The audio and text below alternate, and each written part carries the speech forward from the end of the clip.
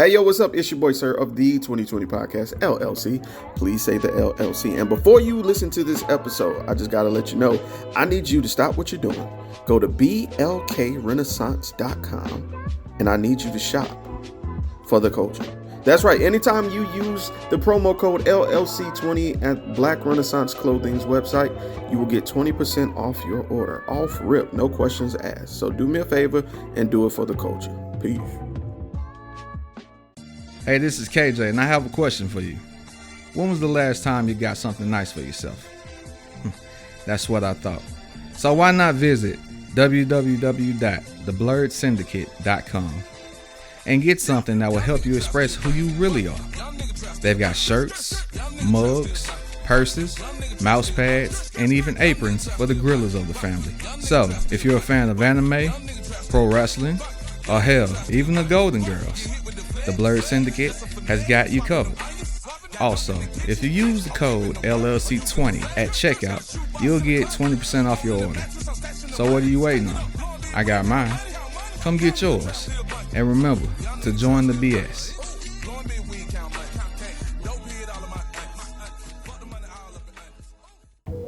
Hi guys, it's Mr. I'm Just Being Honest, host of the Truth Serum podcast for the people. You can find me on Spotify, Anchor, and Buzzsprout. More networks coming soon. Happy listening.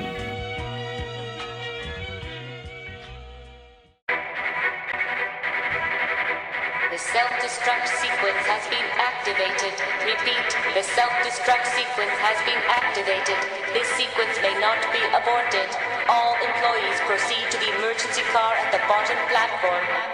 Okay, we lit it just like a fuse, so no need to pick and choose. Welcome to 2020, where we do more than interviews. The hottest be coming through, dropping knowledge on all of you. Get a peek at the front of you with the truth that they offer you. Yeah, hands up, we doing it for the culture. To give artists and businesses more exposure. Keeping it real and stay silent just like a boulder. It's about to go all the way down, can't get no lower. Chasing my dreams, know that they get no slower. But if I stay running, I promise they getting closer. Moreover, success my older. And if you're sleeping on me, I'm waking them up like Folgers. I told you, coming from the land with the tide roll. Well, we'll be on a whole different vibe though.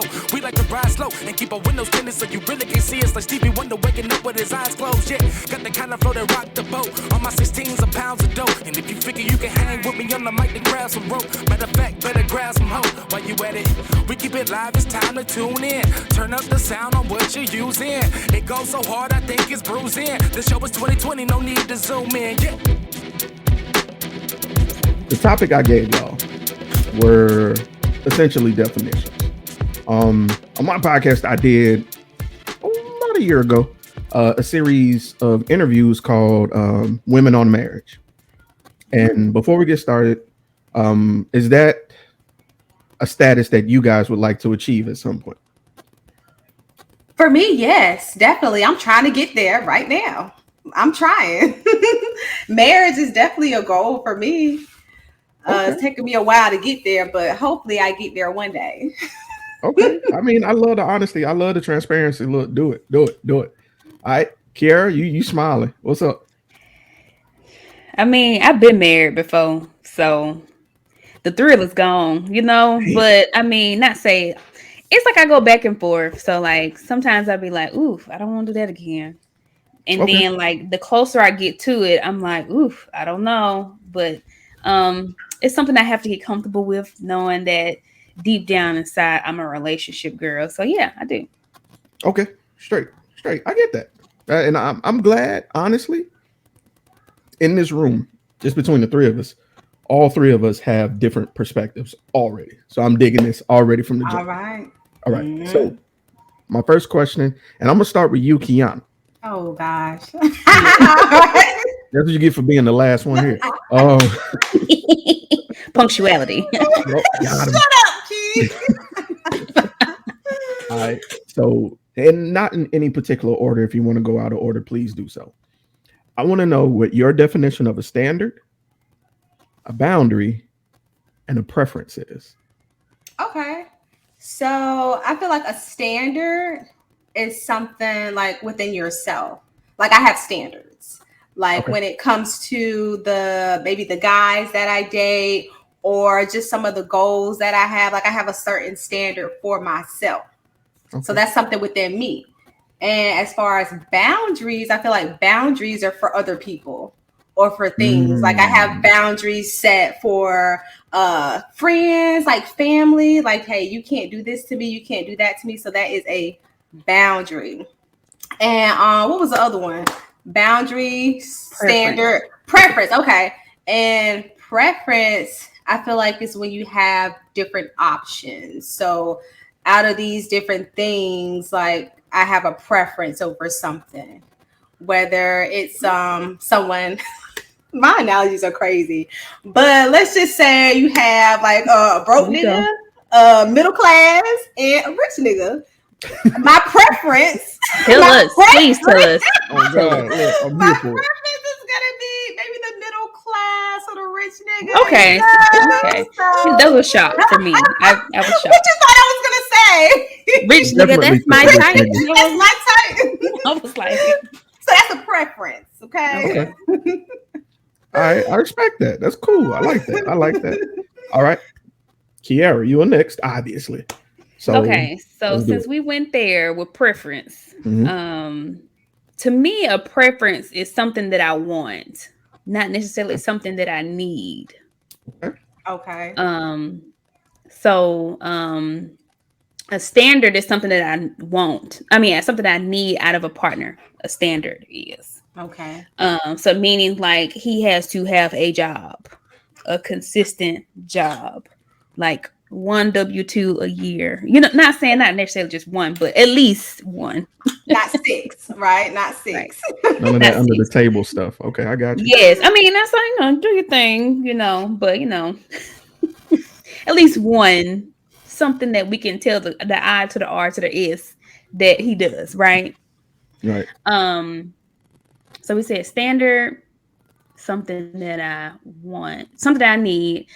A boundary to me, I don't know why, maybe because I just left the softball field, my little girl, but I think of a boundary as like a softball field. You have your lines out of bounds.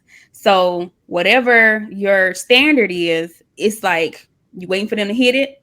And as soon as they hit the ball, as long as it's in them lines, we good. But then you get close to that line, you be like, is that a foul? Is that not? Is that a foul? And then sometimes they hit it real like behind them. And like, darn well that's a foul. You know what I'm saying? Like, so I feel like, yeah, that's what a boundary is. And then a preference, like I said, is just something that I want. Yeah. I like that. So my preference, since Kiyana put it out there, I prefer a medium ugly nigga. Medium ugly. That's my preference. I'm sorry. What constitutes? I gotta know. What constitutes medium ugly? Can you break it down for me?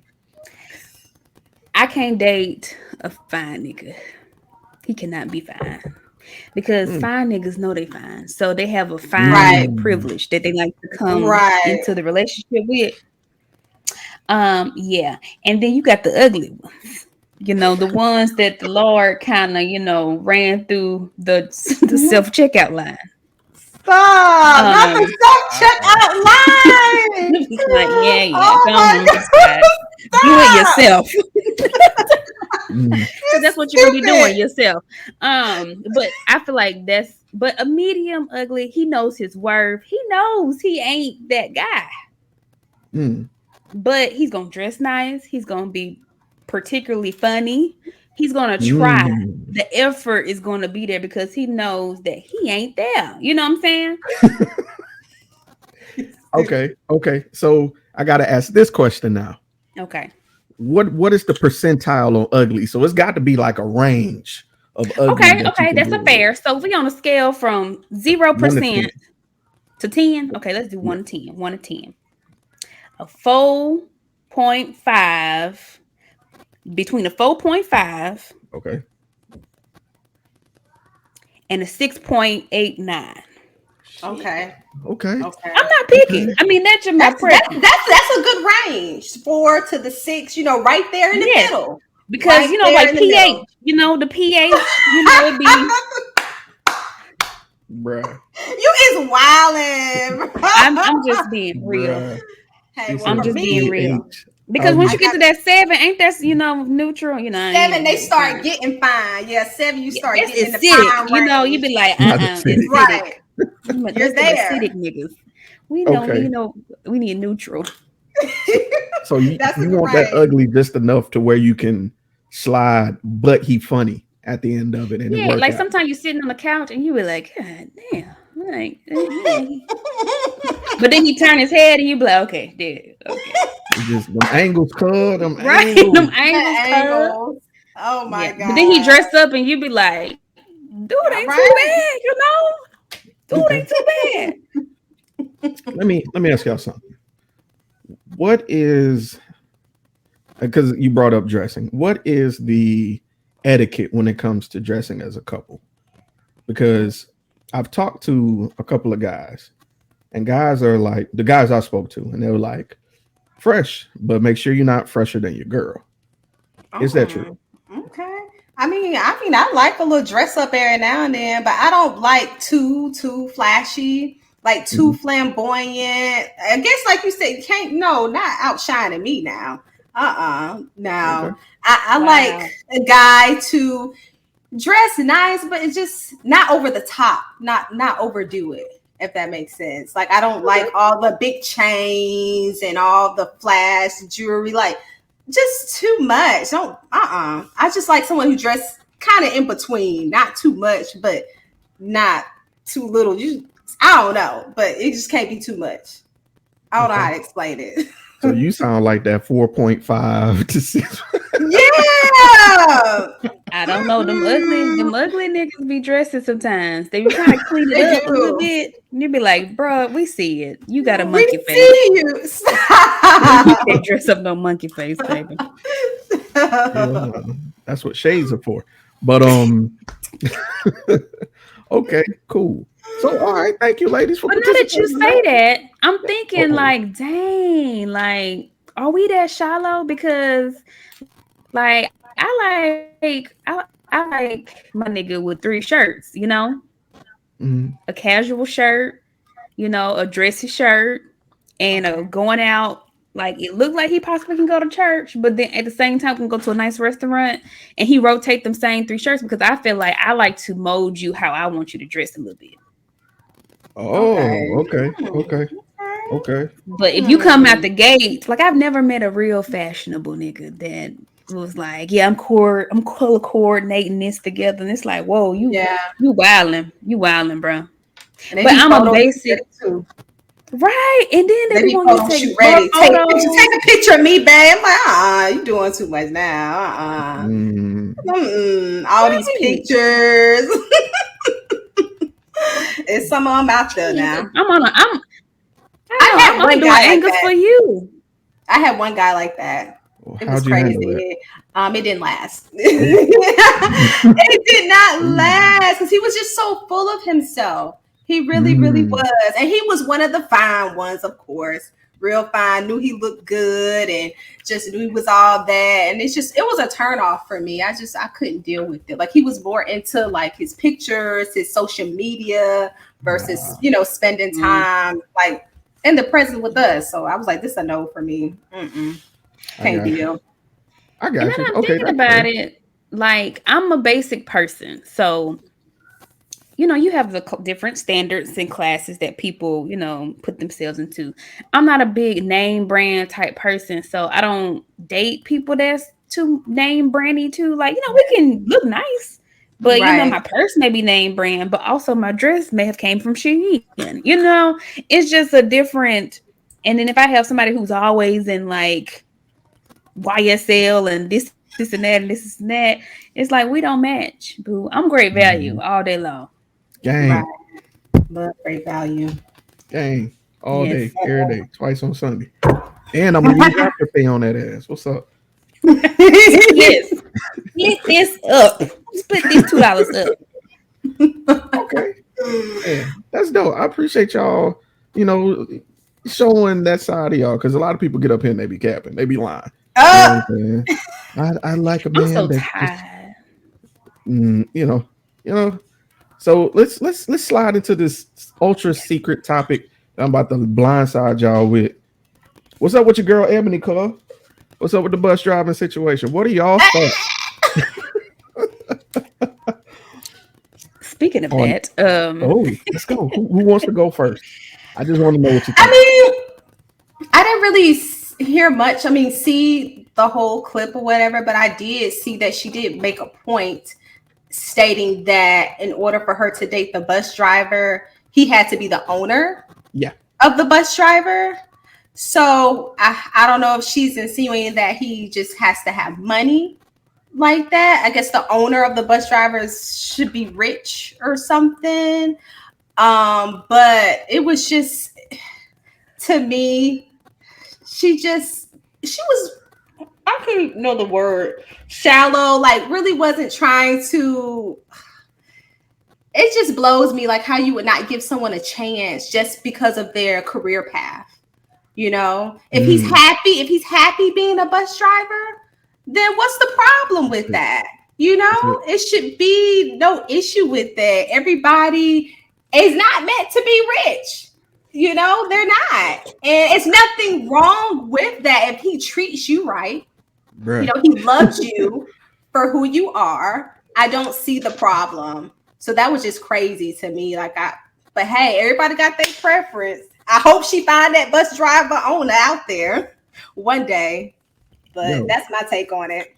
So what's hilarious is you did not watch the interview, and you are mirroring the very statements that Iyanla had stated.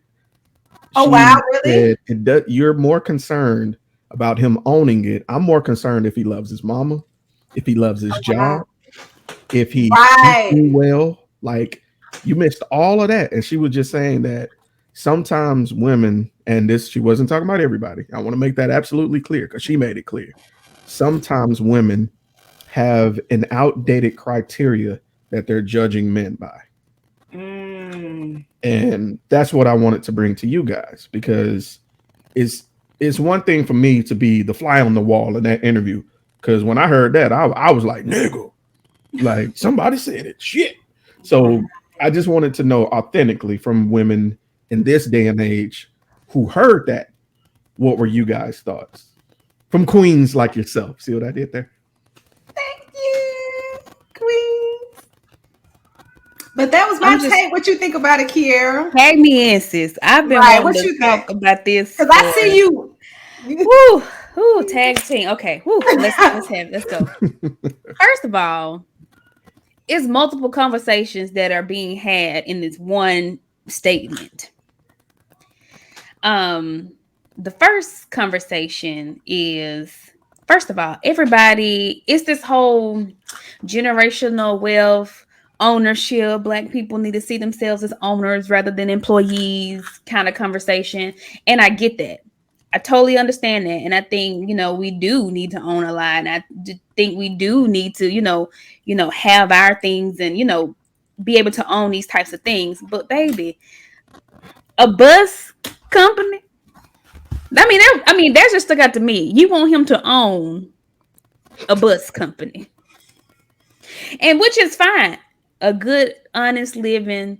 But I think we live in like 3 or 4 different types of Americas. Because in this here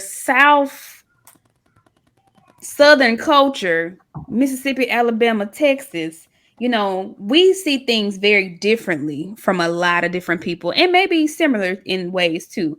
But that's a very honest and lucrative way of living. You could buy a house, maybe 2 houses.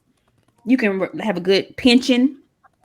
You can have a 401k stock. You can invest in it. Are you a public service? Like, do you get like public service, advantages? I don't know, with a bus driver. Anyways, but you can, like, the cost of living is lower here to where you can afford to do that and still have many things that people have. Right. In that statement too, when I heard her say that, I did not watch the entire interview.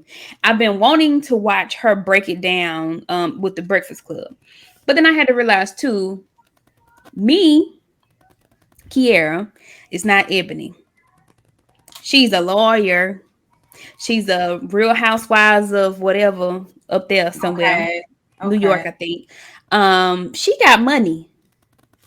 She got money. She had way more money than me. So who Kiara dates is not who Ebony dates.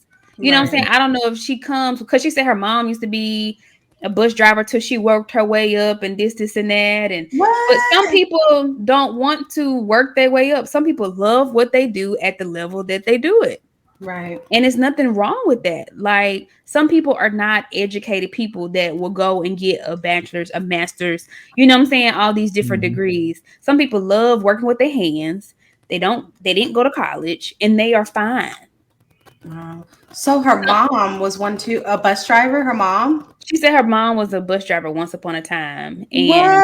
But she worked her way up to, you know, which is fine and dandy. But okay. And then there's another conversation that's being had is that, oh, we expect Black women to just pick the bottom, you know, scrape the bottom down there with the oysters and shit of the ocean of men, you know? And it's like, yes, that is a conversation. We do expect the, you know, Black women to be like, you a sister, take his shit, you know, let him cheat on you. And, you know, baby his, you know, mother his kids and, you know, you'll be all right. I think you should date who you want to date, but don't diminish things that you don't like. You talking about a bus driver is out your lane, Ebony, and me talking about dating a lawyer is out my lane because them two different arenas, you know? Right. It was just very, like you said, like 3 different conversations happening at one time. And my main thing is, do that nigga love you? Right. Do that nigga care about you? Like when you having a panic attack, is he helping you out trying to figure out what's going on with you? That's like it. when you like, does he really care about your well-being as a person? I know you on this show and you doing this and you making this money and you miss bad bitch, but it's like who's there for you? Who cares about the real Ebony? Like when the makeup comes off, the extensions out, and you ain't got your lashes refilled. Like who's there to, you know, look at you and be like, you still beautiful. You know what I'm saying? Like That's it. And one thing I do know about her too, and I'll wrap it up. She was engaged to a guy. I don't know what he did, if he was a lawyer. He had kids previously. And then the pandemic hit, and I may be wrong by the little details, but I'm pretty sure about the story. They moved in together, and she called it off because she was like, she couldn't deal with like his kids, his baby mama, you know, the whole situation, or like it was too much for her. And she's a single woman with no kids, you know. And to me, that just shows your bandwidth. You fishing in these ponds, like, you know, go that way. Because not saying you just have to date a nigga that got kids, but I mean, niggas got kids out here. So I mean, yeah. And if you're somebody that you want to be with, you have to be able to understand, like, sometimes kids gonna run in here while you in the middle of a Zoom call and be like, they need their juice right now and throw the cup at you. And you got to be looking at them like, I don't want to kill you in front of white folks.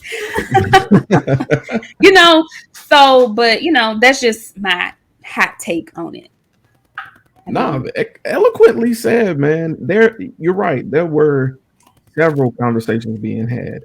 And before that question came up, this is what prompted the question. And I'll send you guys the link to the interview. It's probably the best 24 minutes of your life that you're going to see. Oh, wow. Because it's like, we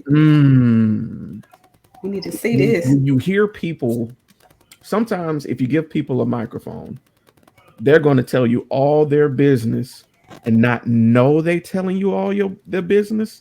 And that's precisely what she did. She mentioned, she started off with statistics, saying she sounded as if she was initially celebrating the Black woman, saying how many entrepreneurs there have been, how more likely you guys are creating and new jobs, new workforce, earning higher. Your degree completion rate was the highest. It sounded awesome. Right. But she put, and then there's Black men who aren't quite earning as much. And I'm like, oh, so this is what this is about. So she mentioned that she felt that men aren't protecting and providing the way they should.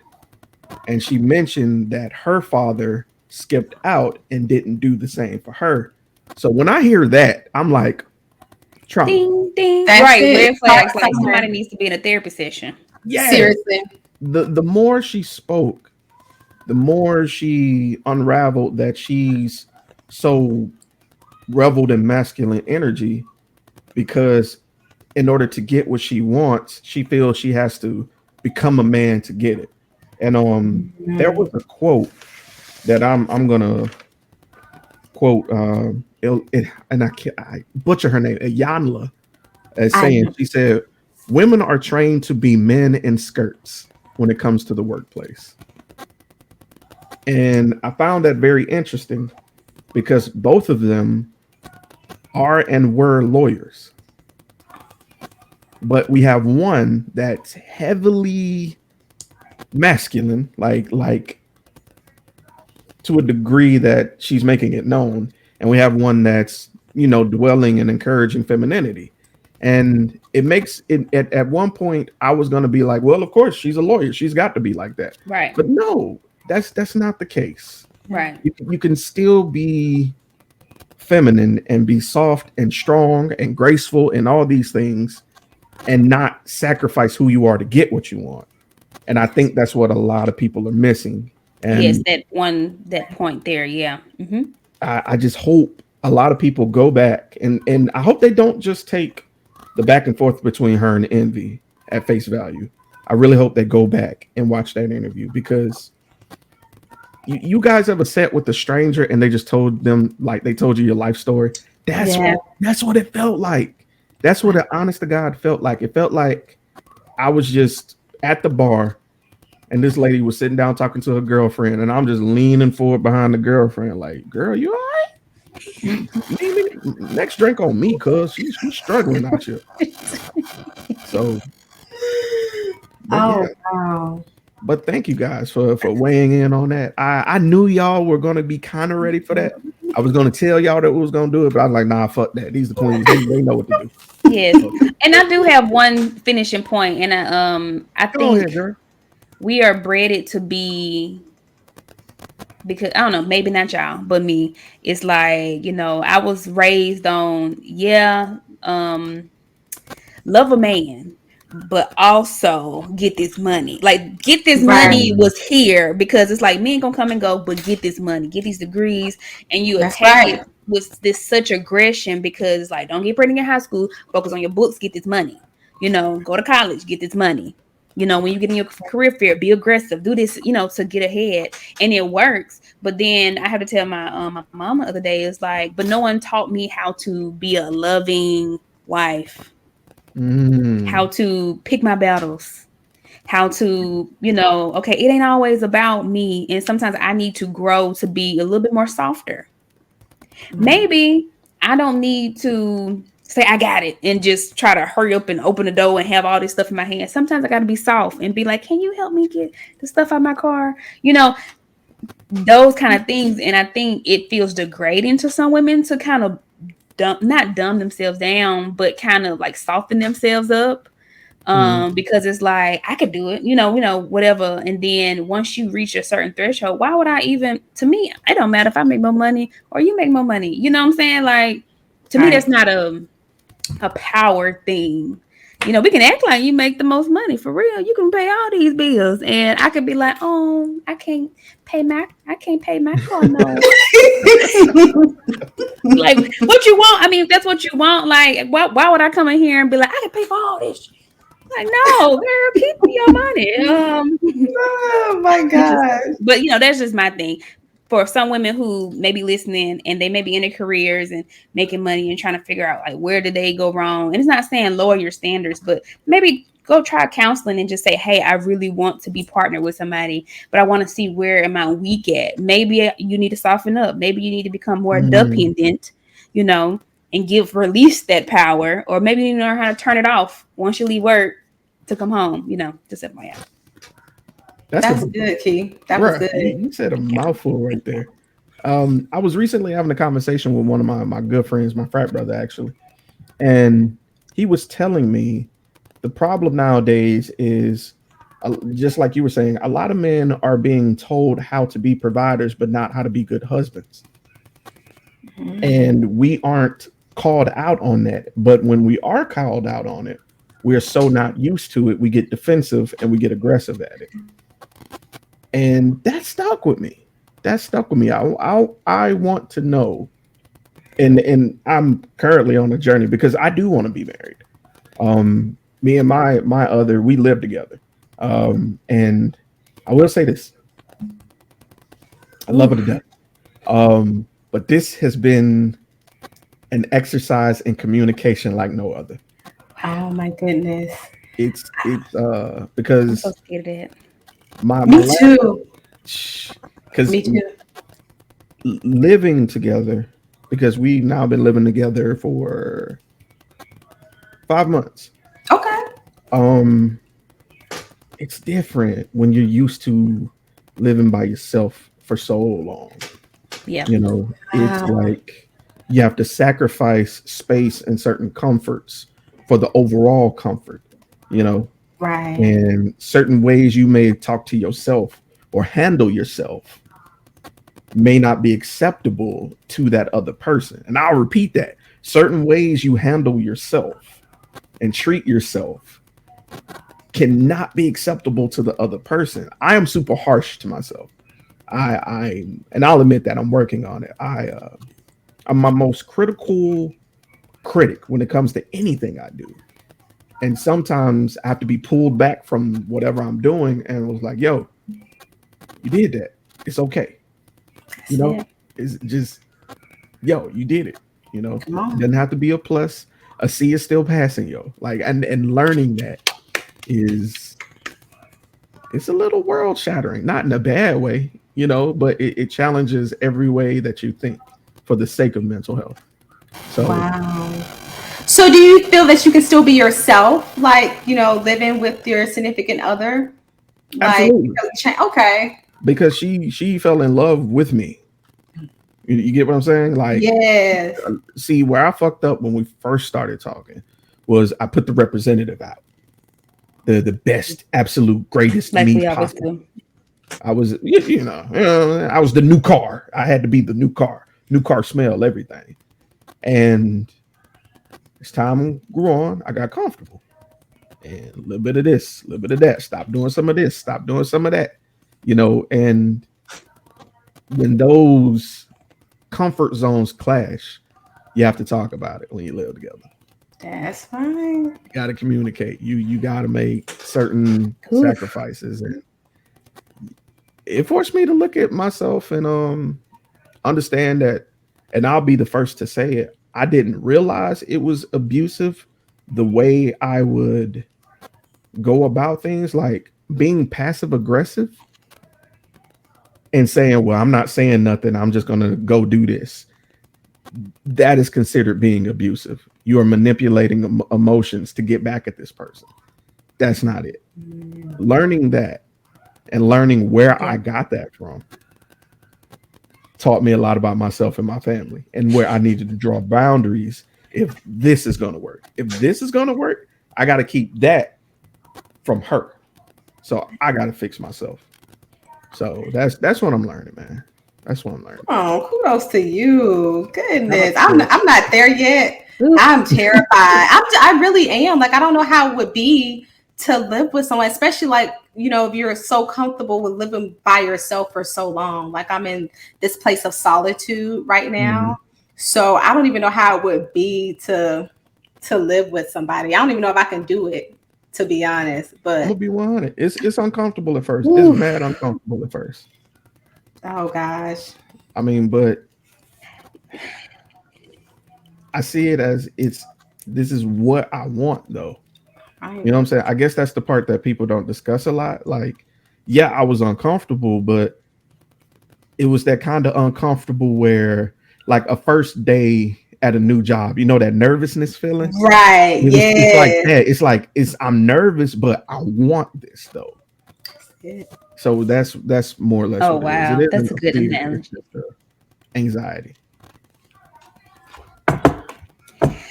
Ooh, yes. me and my fiance, we live separately because we ain't got there yet.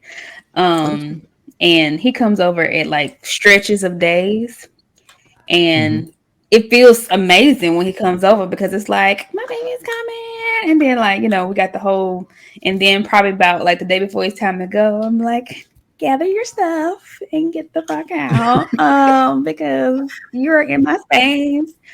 Like it'd be, and when he leave, I'd be like, whoa, like I could like yank the bra off, snatch the wig off my head, and go look ugly and go watch Netflix on my couch. Like for real. But it's like you said, that representative. I started off being one thing, and I'm gonna just put y'all in my business. I started off because we started dating in the pandemic, so it wasn't a lot of places to go. So I did the one thing you don't do is invite somebody to your house. And I did with him. And so when he came, my daughter was already asleep. It was I was probably like 8 to 9 p.m. You know what I'm saying? So I had plenty of time to clean up, make sure everything was nice and neat and perfect. And time progressed, you come a little earlier, you come spending more time, and she's up and toys everywhere and dolls here, and she flying off this couch and over that couch, and he makes the joke all the time. He'll be like, when I first met you, you had it smelling like bleach up in here and this and that. And I'm just like, yeah, because that was not me. Like, I'm gonna be clean, but at the same time, I'm like a functional junkie person. Like, we live here. Like I tell him all the time, we live in this house. Like, it looks like it's lived in. This laundry over there. The living room's clean. The dishes clean, but they're all on the counter, because I haven't put them away yet, Yeah. But yeah, I think about that transition. Dude, when she leave the house, do you feel a little relief? Like, or is this still kind of like most definitely. There are some days like this is one thing we do. Before we moved in, we was like, look, I fucks with you heavy. But there's going to be some times where I don't want to see you. So I'm going to be in the other side of the house. And she was fine with that because she don't want to see me all the time. Matter of fact, she's in the bedroom right now watching TV and I don't disturb her because that's her time. You know what I'm saying? Like I come here, I'm in my office, I play the game, I watch the news. I do what I do over here. But at the end of the day, we come together, we talk, we have our days, we watch our shows together, we go out to eat, we cook together, eat together. You know what I'm saying? But for the most part, we was like, hey, all right, I'm going to go over here now. Mwah. Yeah. Cute. Love it, love it, love it. All right. Goals. Trying to get like you. So let me ask you this, Kiara. Man, be ready. So would the two house thing, would that be something you'd be willing to do after marriage? Man, to be honest, yeah.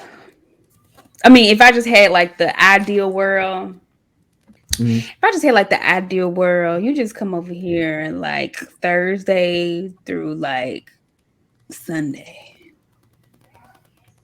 But I know me, like I'm gonna get tired of that. But then it's like you got your own space. Like it wouldn't make it easier for me to compromise if I had it that way. But that was just me, just dreaming. But no, we would have to be together, same house. Yeah, we would have to be together. But I love how you implement that a long time between each other because he be wanting to be in my skin, and I'd be like, dude, go find a room in here and go lift some weights or something. Like, and I think that plays in also having a hobby of your own. Like I'm big on that. Like, have something independently that you like doing. I don't give a fuck what it is. Like, for real. When I'm doing when I like videography, I like to edit and stuff. When I'm doing that, I don't necessarily like being disturbed. Like, I'll have a message and I'm not going to check it because I'm doing what I want to do. Like, and I would like you to do the same, short of it being an emergency or something, Right. Or like, go out with your friends. Go, you know what I'm saying? Do you? Because I'm going to get up and get the fuck out of here. And you breaking up, Kiara, if you can hear me. It's breaking up a little bit. No, I was gonna say, and I just think that breaking up. Yeah, it's a little bit breaking up. But I just think that goes into, knowing who you are, like you said, the things that you like to do, self-identity, Mm-hmm. being wholesome, before meeting someone and knowing the things that you like to do. Because you definitely got to have that time. I know if I was in any of y'all's situation, I would have to have my time. I always said that if I was to live with someone, I would have to have my own room in the house. Like it could be like a woman cave just for me to go Mm-hmm. to recharge. I gotta have that time to recharge. So I definitely would have to have that if I was to live with somebody. We'll see. What you Yeah, was gonna man. say, Key? So we're at that stage where, okay, I'm an extrovert. So I like to be out. Mm. I like to be in scene. Like, I gain energy by being out, being around my friends, like, different things like social settings. He's an introvert, so he likes being in. And sometimes he's like, "Well, you went out, so now I'm gonna just go ahead and go out." And it's like, no, don't do it because I did it. It ain't like a spiteful thing. Like, Right. do it because you want to do it. Like, I'm not gonna stay in the house a whole weekend because I don't want to do that. I'm gonna drive myself crazy with just stuff to do. Like, I like to be out and do, very much old lady things. Like, go to Hobby Lobby and just walk around and just imagine the different things in my house and be like, oh, that looks nice. Okay. That's an Got old my person iced thing. coffee. Well, I call it old because I get my little iced coffee and I just be all up in Hobby Lobby and, be like, this is a nice vase. You like this vase? This is a really Nigga nice said vase. boss. I roll with And it. he likes watching movies and, I make compromises to where like, okay, we have our time, but just Mm-hmm. know I'ma still want to do what I like to do. And you should do Mm-hmm. what you like to, but it's just more of like figuring your, like you said, having your own hobby, figuring out what is a you thing that doesn't Right. involve me. What is a you room that's yours and you go there, and that's your space. I like it. All right. So let me ask y'all this because we're talking about the hobbies. Let's talk about, I guess, because on one of your episodes you kind of hit on it, you know what I'm saying? But I want to go a little bit deeper. You be listening. Man, I I guess mean, I'll oh yeah, spill the beans that's a here. dumb question. Hold on, that's a dumb question. She put it out there. I guess I'll spill the beans. Well, these are the Underground Queens, by the way. Um, Wonderful podcast. If y'all are looking for something to listen to, these young ladies hit any and every facet of any conversation you want to hear. And I am their editor, actually. Have been for a couple months now. I can say. Yes, So it's really dumb of me to ask, do you listen to the podcast? Of course you do. I'm technically contracted to.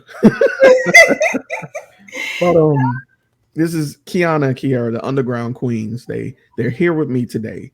And to those of you who've just been here for like the past 40 minutes, just listening to them talk with no intro, I want to welcome them here. But referencing a certain episode, you guys were talking about what you guys kind of are looking for, in the new year, you know what I'm saying, in things. What are some pet peeves that can be seen as hobbies or habits that y'all are just not fucking with? Give me two each. I'll go first. I'll go and get mine out. Good. He said, I "It's the chamber." I'm a stickler for. This is gonna sound fucked up. Okay, if we are cooking dinner, right, this is a tag team. If you cook, somebody got to wash dishes. Like help. Like let's tandem this thing.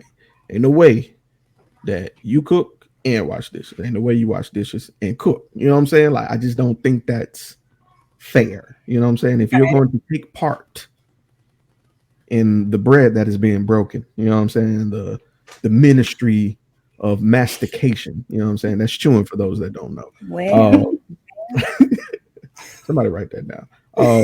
I just feel like you got to work together. The second thing, that I cannot stand that some people do. I do not like unnecessarily loud people. I hate it.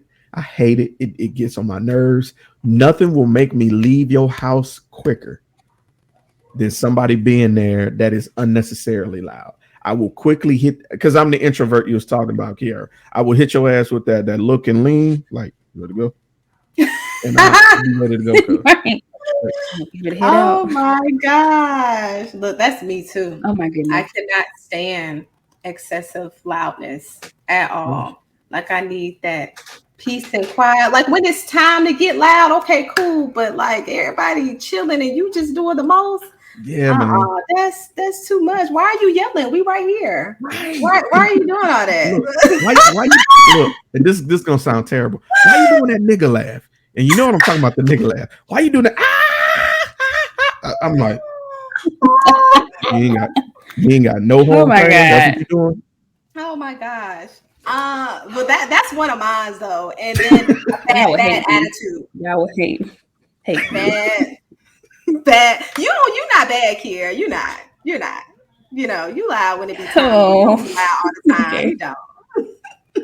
At least for what I see, you know. Now that y'all say that y'all introverted and the stuff I be saying and bursting out in like loud like things at my house, I bet my boyfriend be like she cute and I love her, but she be loud. She just be doing loud stuff because he's introverted. On the scale of loud, you might fuck around and find out. Probably you like 4.5 to that's you might find out. Just saying. Probably like she on that line. Loud, but she cute though. I'm gonna stick it out. She loud, but she cute though. What's the thing that was like, you know, you was you was all right to start doing it to kids like that. I was just surprised. But you still I was just surprised. I was just surprised the way you yell at them kids like that. Yeah. Oh my God. I vouch everything y'all saying. The attitude, if I'm cooking, I hate dishes. If I have top hated chore, it's dishes.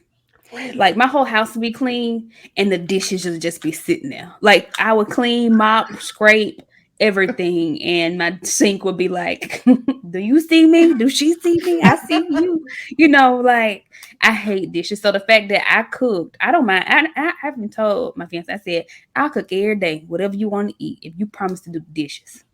That's it. I'll cook lunch. I'll make your lunch. I'll cook any dinner. You want pork chops today and steak tomorrow? I got you. But I'm not doing dishes. And he can't seem to understand that because he don't like dishes either. So we just be looking at each other like, I ain't cooking. Now. I don't want to do the dishes.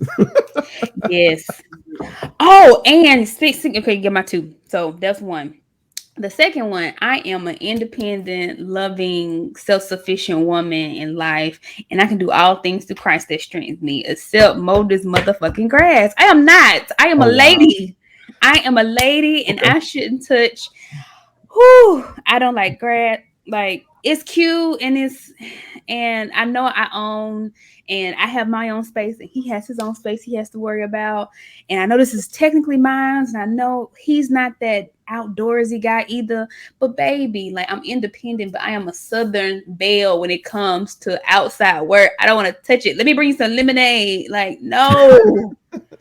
Like let me come out there in my nice little dress and my little wedges. I'll come barefoot because I'm country like that. But I am not mowing grass, plucking. I hate even sweeping off my porch. Like, bruh, not even sweeping the porch. That sounds like a man's job. And like, we talk about that all the time because he be like, house chores is for women. And, you know, he on that, you know, that masculinity, toxic masculinity, you know, I like it a little bit, you know, it'd be cute. But he'd be like, you know, this is I can't be cooking and cleaning and doing this and doing that in the house. And I was like, and I can't pick up a limb, a pine cone, or nothing outside. I can't put gas in my car because I hate doing that too. I can't do none of this. Like, if we're gonna pull that car, I'm gonna pull it right back because I can't. Mm-mm. That's it. These bills real masculine over here. All right. Oh. Kiyana, I think you only gave us one, cuz. Well, my other one I think was bad attitude. Anger issues. That's a Okay. big pet peeve for me because I'm a positive person.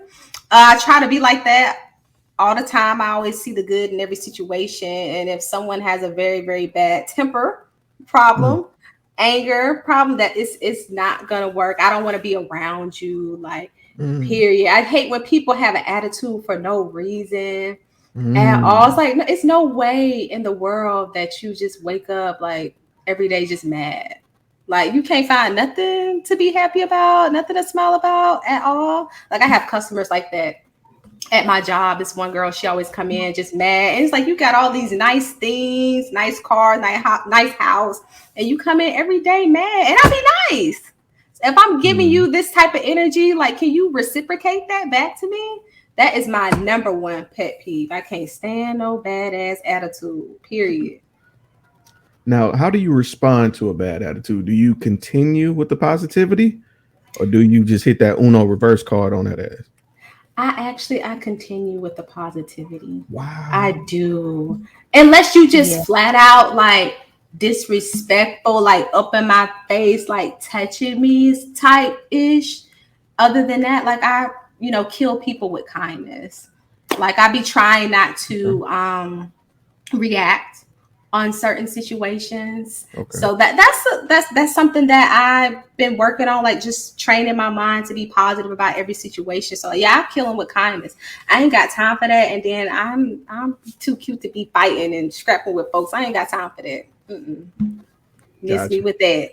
You gotta hit them and you have a blessed day. That's it. You have and you have a blessed day. Ain't nothing more aggressive did, and you have a blessed day. May all your generations be wealthy and blessed in abundance. Man, y'all are hilarious. So I mentioned earlier that you guys are podcast together, and I did have a couple questions pertaining to the Underground Queenz with both of you guys. So I'm just want to run through a couple just so my people can kind of see the other side of you guys, because I kind of showed them, kind of advertised through interview what it is that you guys are like how comfortable you guys are speaking, because what y'all hear is what y'all getting over there. So just so y'all know, so they ain't over here just being comfortable. This is exactly who they are all the time. So yes, with the Underground Queenz, how long have you guys been podcasting together? 2 going on 3 years. This November will be 3 years. Gang. Doesn't even feel like it. It feels like we just started. I'm gonna let you ask the rest of your question, because it's touching to me that we are doing this together. She's gonna cry. I'm not even gonna cry. I was just about to say, are you gonna cry? I will. Keep going. Okay. But yeah, going on 3 years. Our baby is 3 years old. Hey, so I'm gonna bring up my follow-up question. Terrorizing the house. So what inspired you guys to start this podcast? Because during the pandemic, everybody and their mama started a podcast, but very few stayed. And you guys are the ones that stayed, obviously, because you're coming up on them 3 of them things. You know what I'm saying? Y'all got a whole toddler out here. So what inspired y'all to really start a podcast together? Well, I'll say okay. Yeah, say your part, then I say my part. Okay. For me, I knew it was something that I wanted to do with someone, like really for women. I wanted to do something to inspire and encourage women, but I did not know what. And as time grew on, I started thinking about it. I was like, oh, well, we could do a podcast. Like, it's so much that should be talked about. And I just feel like sometimes, like, women, we're not always heard all the time. And I was like, hey, we got some stuff that we need to talk about. And it just started from there. Like, I didn't even, you know me, I never in a million years thought that I would be doing a podcast with somebody because I'm so introverted, so shy, like to myself.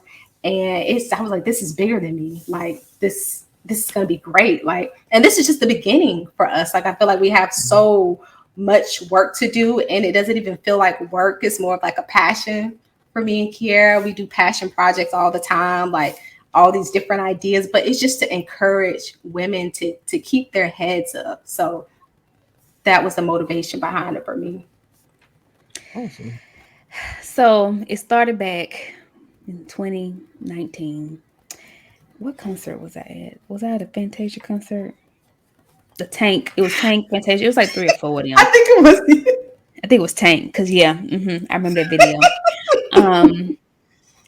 But all BS aside, I was coming off of a divorce and coming off of very traumatic life changes, and I was just saying how I've been listening to podcasts since 2016, and it wasn't a place I felt where there was some advice on like how do you navigate these very difficult times.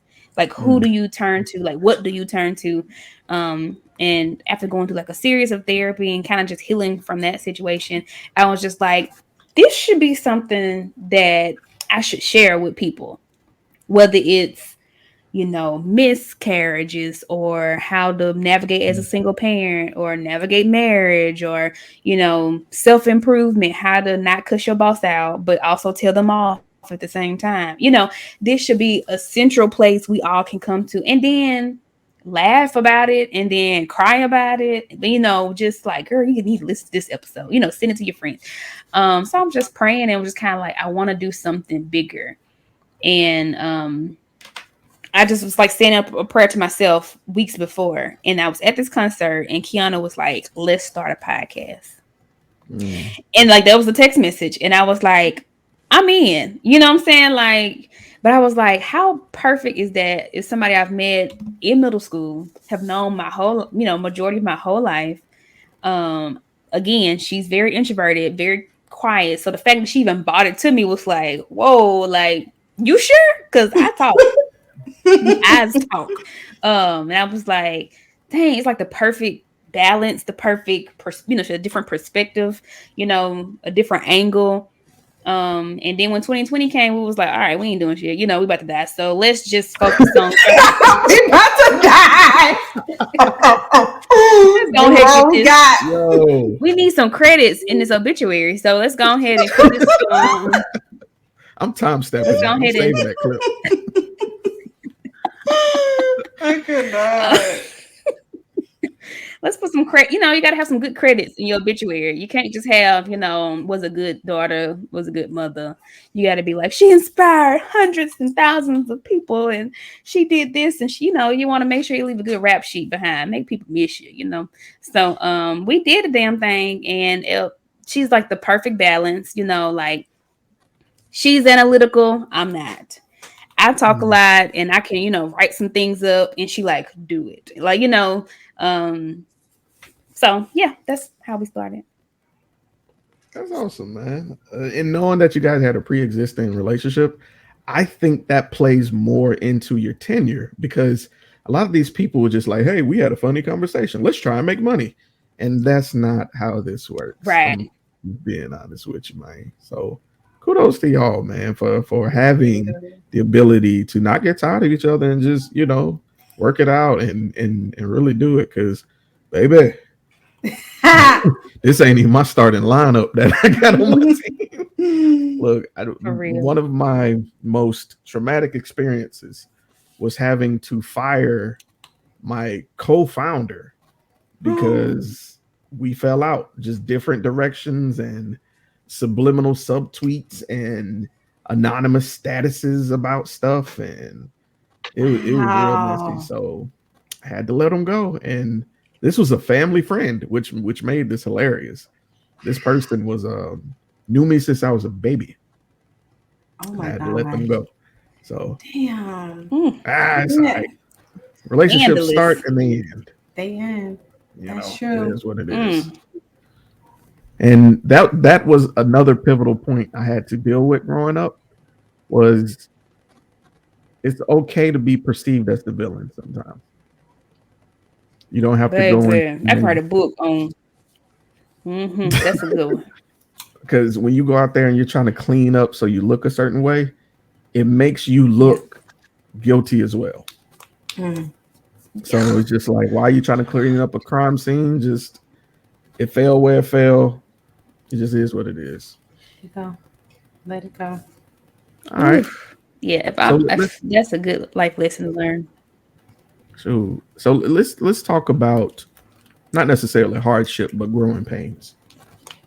And I'm giving this to both of you guys. What was an obstacle that you guys encountered along the way of these 3 years of being podcasters? Just something that stuck with you and was like, "Ooh, child, this is one of them things that kind of was a stumbling block for a second." Okay. So do you like in our personal life or like right on the podcast? Actually, let's do both. All right. Okay. I'll say like with the podcast, one obstacle that I am working on now, overcoming. First of all, it was getting things started. If it were up to me, we would still be in the planning stage of the podcast because I like things to be perfect. When I'm putting something out publicly, like I get nervous about what other people will think, like if it's not right. And Kiara, she's like, okay, we got to do it. Let's just do it. Okay. And then let's do it. We'll figure it out along the way. And she's right. She's right. Like if it was up to me, like we wouldn't have a podcast right now. It was up to me. So I had to learn that things are not going to be perfect. You figure stuff out along the way. And that's one of our main taglines. Like, we don't know what the hell we're doing, but we will figure it out. And that's facts. We always do. So that, and then just being uncomfortable, So me and her together, I feel like we're a package. But sometimes we can't always do things together. So sometimes like Kiara, she has to step in and do some stuff for herself, and same thing with me. But I'm like, no, I don't want to do this. Like if you might have noticed our last episode, I had to interview Kim by myself. I'm like, oh my gosh, I'm freaking out. And that was that was a big stepping stone for me. Like I was so nervous, like I felt rushed, like I like to be prepared. But I was like, Kiyana, you got to do what you got to do if you want this podcast to keep growing. Like you got to do what you got to do. Put on your big girl pants, and I got it done. So and it was good. I know. So just being uncomfortable in order to grow. That's two things that I've learned throughout podcasting. And just to quickly before you go, Kiara, you didn't sound nervous. That's the crazy part. Oh my gosh, I was so freaking nervous. You sounded like you were talking to somebody you were really interested in talking to. And then as y'all got when you got 10 minutes in, you couldn't tell that y'all hadn't known each other. You know what I'm saying? It sounded like y'all were just two people rapping. It was very. I have yet to listen to the episode because I'm so nervous. Like I don't want to hear it. I was like, I gotta hear it just to make sure everything's good. So I gotta check it out later. But yeah, I was so nervous. Like I felt like I was shaking. But as time progressed, I did kind of get a little bit more comfortable. Thank you. All right, Miss Lady, come on with it. To piggyback off of what Kiyana was saying, yes, we have very different personalities. If I get an idea, I want to go and record it that day, that night, and send it to Jeremy and have it up tomorrow, because that's how my ideas, they just come to me randomly, execute, but let's do it. And Kiyana has taught me to kind of like a quality control kind of thing, like, yes, or we can take some notes. We can do this in a week. Let's think about it before we kind of just hop on the mic, and I'll be like, she never want to do nothing, but it's not like that. But it teaches me just me. And whole time her anxiety be acting up, be like, I don't feel prepared. No, but no, no, it teaches me balance. Like, okay, you can have a good idea, but also to planning and actually putting a plan together and outline can make it a great idea. And like she said, my kind of thing of like, I'm not a big social media person. I rarely post on social media, so I don't give a fuck what these folks be saying about how it looks. I'm doing something that I enjoy doing, and that's all that matters to me. Like, I don't care if you, like Kiyana, my mama, her mama listen to the podcast. Like, it's therapeutic for me to do and this, and to hear back to myself. Because when I need encouragement, I literally go back and listen to our own podcast. I'm like, I said that, Kiyana said that, So that was a challenge for us. But also too, being there and showing each other grace. We single parents, we trying to get these bills paid. We have a lot of, responsibilities on ourselves to, pay these bills, pay this, do that. And podcasting is, it's a job, it's a fee. You got to pay to get stuff done. So, and to get it done right. And so sometimes it's like, okay, she may have it and I don't have it. And she takes full control and she gets it done and she executed, and then maybe next time, it may be the opposite. I got a little more this time. So let me go on and push this forward and like get the episode out. And maybe like say for the interview, I was there the whole time ready for the interview. And my daughter spiked a fever 5 minutes before. And it was like a very high fever, like 104, like a very, so I'm like, I know we're supposed to do this and we rescheduled like twice, but I have to get her to the emergency room right now because like, it just came out of nowhere and that's a very high fever. And I'm like, Kiyana, and to be honest, I expected Kiyana to just like not do it. So the fact that she told me she did it, I'm like, you did what? Like you did it on your own? Like that's my girl. So it's growth and it's having grace for each other. Having hard conversations, but also trusting her and she trusted me. That's it. That's the biggest thing. We do trust each other. And we're now like we're trying to grow and we're realizing that we need help. Like we were doing so much stuff like all by ourselves, like just as far as like with production, like I was doing some editing as well. And, just behind the scenes, like with our website, we got merch and stuff coming out. We got this, I was like, I can't do all this. We can't do all this by ourselves. We just can't. And as much cost effectively as it would be, it's mentally draining. And we realize that, hey, we got to get a team together. We got to get help. Like we got to balance this issue out. Because otherwise we're going to drive ourselves crazy. And for us to recognize that and execute and start doing that, like that was a big milestone for us as well. So I'm really proud of us for doing that. And we also recognize when we need breaks. You probably notice sometimes, Jeremy, we're MIA sometimes. Maybe we just fall off the face of the earth. I wasn't gonna say nothing. You're probably like, what the hell, Ron? What's going on? Look, it was only like, hey, y'all alive? Look, I was concerned. I was like, am I missing stuff? Like, so I had to check on y'all. Like, hey, but like you say, life be lifing. And it'd be so weird. Because it'd be so mutual. Like we both will feel like, hey, we need a break. Like we'll be MIA and then we'll text each other and then just get right back at it like nothing ever happens. So that's a good skill to have, man. That's a very good skill to have. Know when to step away so you don't start to like dislike it. You know what I'm saying? Like, right. Feel like a job. So it's a good skill. Good skill. Oh, all right. So that's going to bring me to my next question. And you guys kind of hit on it a little bit inadvertently. How do you guys manage to balance podcasting, your work life, and your personal life? Okay. Well, we have been getting a lot better, like with our time management. So for us, we do have a schedule going. So Wednesdays is podcast days. That's strictly podcast days. So that way, the other days of the week, we're doing this or this family time or work, and we have a set time as well too, because we have our kids. So usually, like Cassidy, she's down right now, sleep. So like for us, like after 8:00, 8:30, that's perfect for us. So we set day, set time, and then we also have meetings as well too.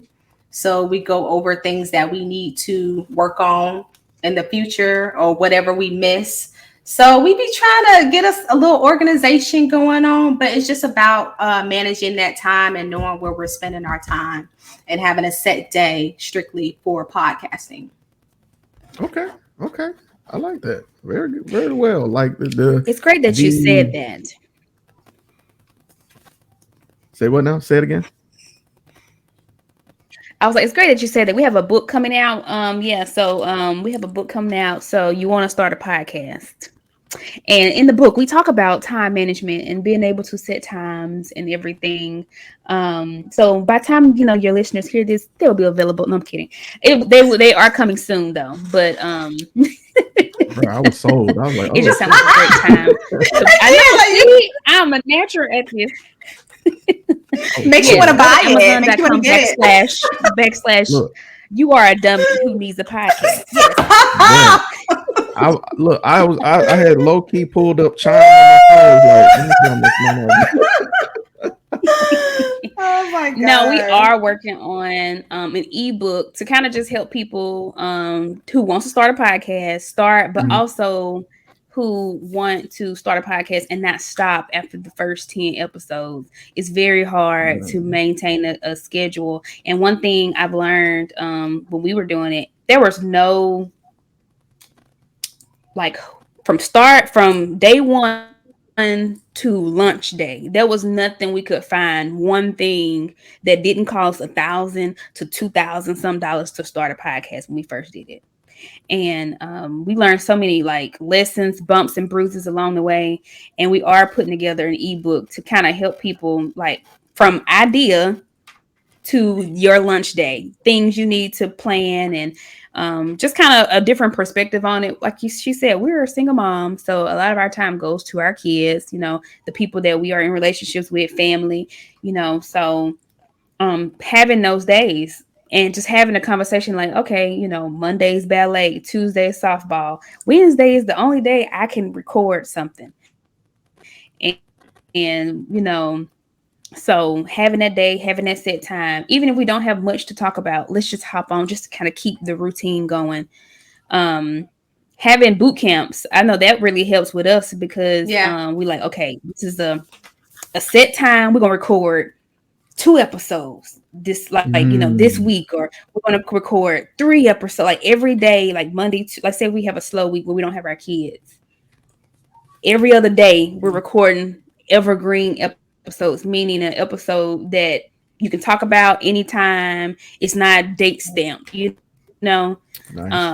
So that way when we get to a point of a break, we have 4 or 5 episodes just waiting to send to sweet old Jeremy so he can edit them and send them right back over, and we can still be rolling. 100. But yeah, all right. Be gonna look out for that. Time management like a mug, man. You're being resourceful with your extra topics, and that's another key thing that people run into when all they want to talk about is current topics. What happens when you want to take a break, or what happens when there's a week where nothing happens? Right. You got to have that versatility. So good job on y'all, man, discovering that early, because I bumped my head. I had to find out the hard way. All right. Be right so down. This next question is the long-term question, and these are my last 2 questions because I know time management, and we've been here. I've been enjoying myself, and I know my listeners have been too. But I know y'all moms, y'all got shit to do. You know what I'm saying? So not you rushing us. No, I'm kidding. Right, kicking us out. He came and invited us in, gave us something to eat, and was like, "Y'all can leave by 9." Damn, okay. You know what I'm saying? But where would you guys like to see yourselves as podcasters, as entrepreneurs? Is that even a word? It should be a word. In the next 1 year, in the next 3 years, and then in the next 10 years. Well, we gonna claim that we make it to 10 years. That's okay. We claiming that. It'll be a 6-month battle. Every 6 months, we gotta be like, you in it? You good? We still here? Right. You still want to do this?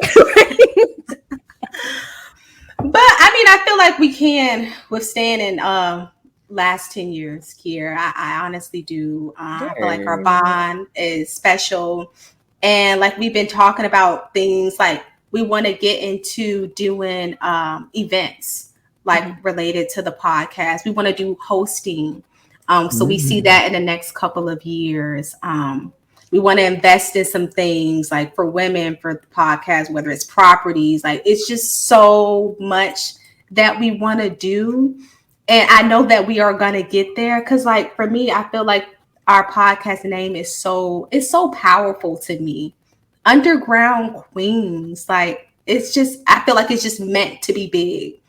Like it just gives me butterflies sometimes just talking about it because like we just have so much that we're working on right now. Like we try to give back to our community. We do. It's just so much. So like from 10 years, like we trying to be the number one like podcast in the world, Craig. Let me stop. We're trying to be number one podcast. So 10 years, I see us like at the top, like everybody talking about Underground Queenz podcast. Okay. Year one. I think we're doing really well this year that we've done our last 2 years. Just with consistency, with topics, with flow, with our editing. Everything has been great. So I expect us to be like consistently doing what we're doing now in a year.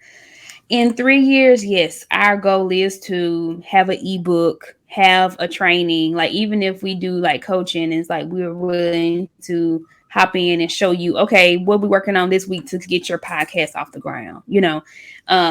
But also events to where it's like it may be like mimosas and yoga in the park, but just a place to, you know, we South Mississippi, ain't a lot of people doing yoga around here, but just exposing different people to the different things that normally it's not here. Or even having an event in Atlanta. Kiyana lives in Atlanta, like having an event, but just getting that listenership to come out and see us. Like you think we the shit on, you know, recording baby in person, us with some alcohol. You know what I'm saying? Like, I mean, the shit lit. I mean, just saying. So I do see that in the next 3 years, you know, more ads. I see us in the next 5 to 7 years, like having this as like our part-time job. Again, we single moms, so we are doing the job of 2 adults income as one person. So we do side hustles now. Like we constantly are trying to make more money. So why not have our podcast be our side hustle, like our part-time job, you know? And in 10 years, like she said, you know, we're interested in buying property, you know, having a studio, you know, buying like multi-family house, you know, homes and like small apartment complexes. You know, it may be something that I just want us to be happy. I want us to be like living in our purpose. And it may be connecting with a network, like a bigger like network to where we get to that point of, you know, maybe, you know, iHeart Radio or like Black Effect or like maybe some, you know, 2020 podcast network, you know. Hey, LLC. come on. You never know. You never know. You know, we might partner with them. You know, they throw us a check. You know that we coming up in the game. Come on now. You know? But that would be nice. I just see us doing this. Like I could see me, and you know me. I like security, so I like to keep my full-time job. But I could see myself leaving work on Friday, catching a plane, us being somewhere, us having an event. You know, us listening, empowering women, giving money, donating groceries, like just being them bitches that just show up and just do the damn thing. And then, you know, feel good about like, that's my girl. You know, I know where she come from. I know the work we put in. And, you know, that's it. I love it, man. Yo, speak that into existence. The more I see it, the more for those that don't think things like that are possible within their scope where they are now, totally is. I did my first live event last year, and I'm gearing I up was for the gonna bring that second one. up. Yeah, I'm bringing You up didn't invite us. well, okay, so there was a thing with that. So I Come on with the story. which is why What happened was, let me look, stop. if there ever was a moment for that, this is now. But no, last year I did it. This year I want to do it a little bit bigger. And with you guys, I understand you guys are in two different locations. I would like to formally invite you though to be our guest at our live event, which will be airing this July. The date is coming soon, but it will be a sort of podcasters family reunion Ooh, I where like we will have a round table. It'll be a couple people at an Airbnb, some catered food, and we'll just be having a conversation. It'll be a Would there whole be weekend, fried but fish? there'll definitely be fried fish. Okay. that. Yeah. Look, but I would love to have you guys. Even if Kiyana, if you like to tune in virtually, I Okay, got you.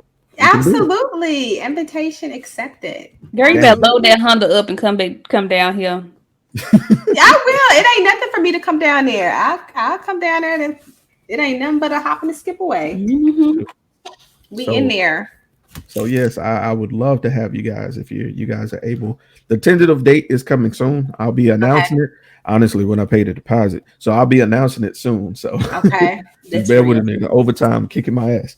So my final question, and this is like a bittersweet because it's my favorite question, but it's also the last question that I save for my interviews. So the hardest thing to do is to take an idea and really run with it, really invest in yourself, really go for it, and share it with the world. What words of Hmm. encouragement do the Underground Queens have for that person who has an idea, they have a dream, they have a passion, but they're afraid to pursue it because they're afraid of what the world will say? What would you tell them? Well, first and foremost, you have an idea for a reason. Mm, So if it's something that you are thinking about constantly, every other day, that's a sign. That means it's time to execute. It's time to do it.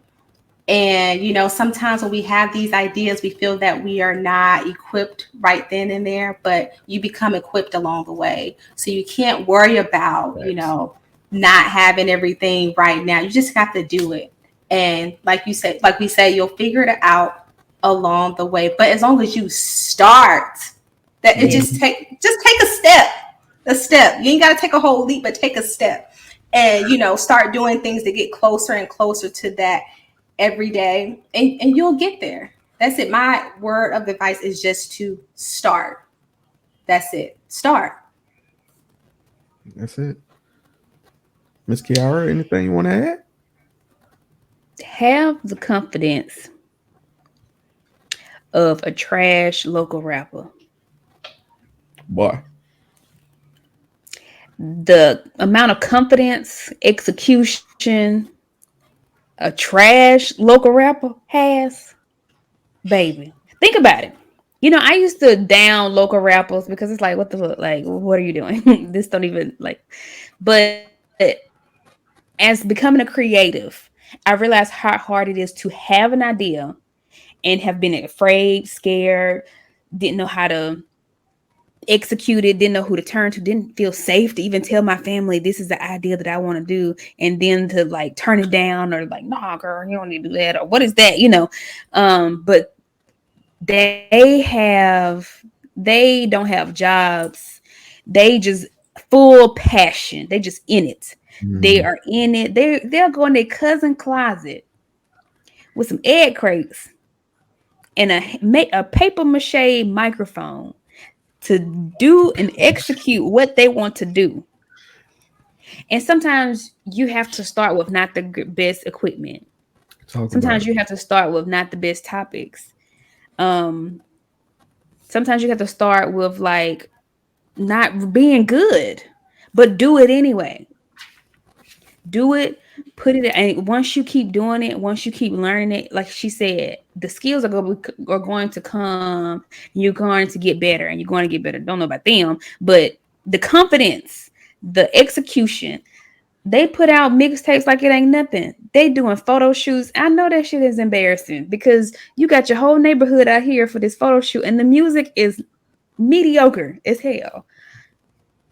But you are actively pursuing a passion of yours, and I have to respect that because it's people out here with just amazing ideas, and they just are so afraid that what my friend gonna think, or what my family's gonna think, or am I gonna be good, or what if nobody shows up, what if nobody listens, but to me that's how I view it. Like once I got into it, and you're gonna still feel those things, but once you kind of get over that hump and be like, man, forget them folks, like that really helped me. So that's why I say just have the confidence of these slaw rappers that come on now. I love that. I love that. I love it. That's lit. Be uniquely trash. I love it. I love it. I love it. If you're gonna be trash, do it uniquely. Execute your trash to the highest level that your trash can possibly be. Right. You got to be on top of the trash. Like as soon as you take the top off, that's yours. That's you. Raccoon. That dose the Girl, goodbye. Yo. But all seriously too, I remember having plenty of thoughts of like different events and things that I wanted to do. And one thing about God, it's gonna get done. Whether you execute it or he's gonna give it to the next blowjo who gonna have the enough balls to do it. And I've seen things that have been in my head and probably didn't execute it as right, or didn't bring it out or let Kiyana know, or and people have pulled up a year later, executed, and then it was trash, and I knew I could have did better than that, but they did it. That's it. That's the difference. That's the difference. Yep. You have an idea, and it doesn't matter if a million people are doing the same thing. That's going to be the difference. They did it. You didn't. So if you don't execute, then hey, you just gonna be sitting there letting your life pass you by. You got to get out there and start that engine, crank it up a little bit, get things going. You're gonna get there. That's it. And it might be a little you gotta hit it a little bit, Sound like my car. It's paid for though. It's paid for. It's paid for.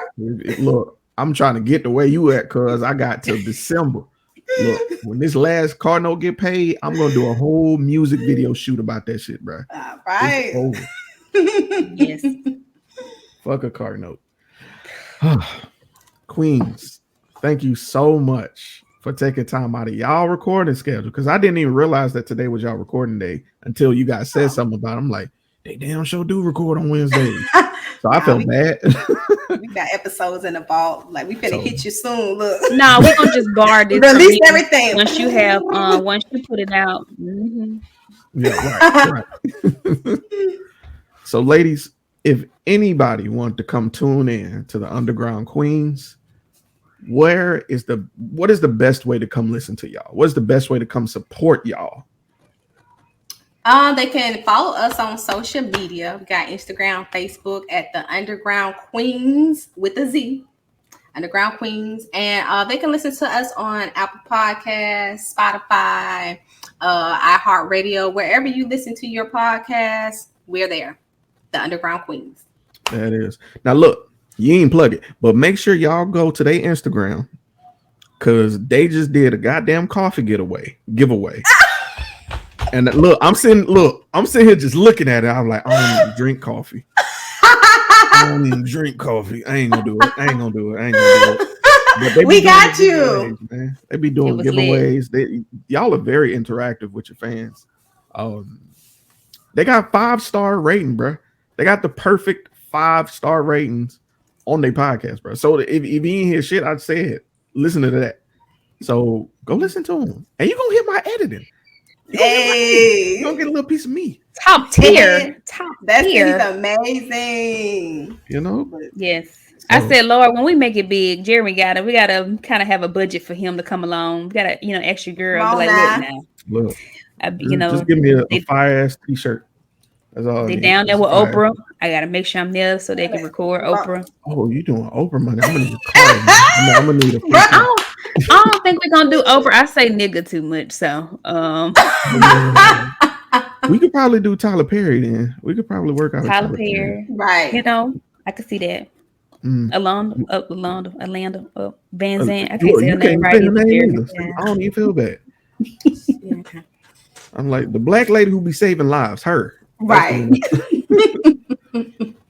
Well, ladies. But yes, we just got done with that giveaway, and tune in because we will have another giveaway before the year is out. Oh, we love to give back to our queens, and we try to think of different ways. Like in the pandemic, we gave away groceries to one of our listeners. We gave a day off to one of our listeners, and this was the coffee giveaway because people be getting up, going to work. You need some coffee. You need a muffin or whatever they be, cake pop from Starbucks. So we have another giveaway coming. Just listen. Just come listen to us. Come listen. That's it. Well, ladies, thank you so much. And I know this is my show. I know this is my interview of y'all. But I want y'all to do y'all ending because I love it. I swear to God, I love that quote y'all do. So could you do it just for me? Come on, Keith. And remember, Jeremy, you're 100% that king. And remember, ladies and gentlemen, you're 100% that king and you're 100% that queen. Go forth and prosper. Y'all be blessed. Bye.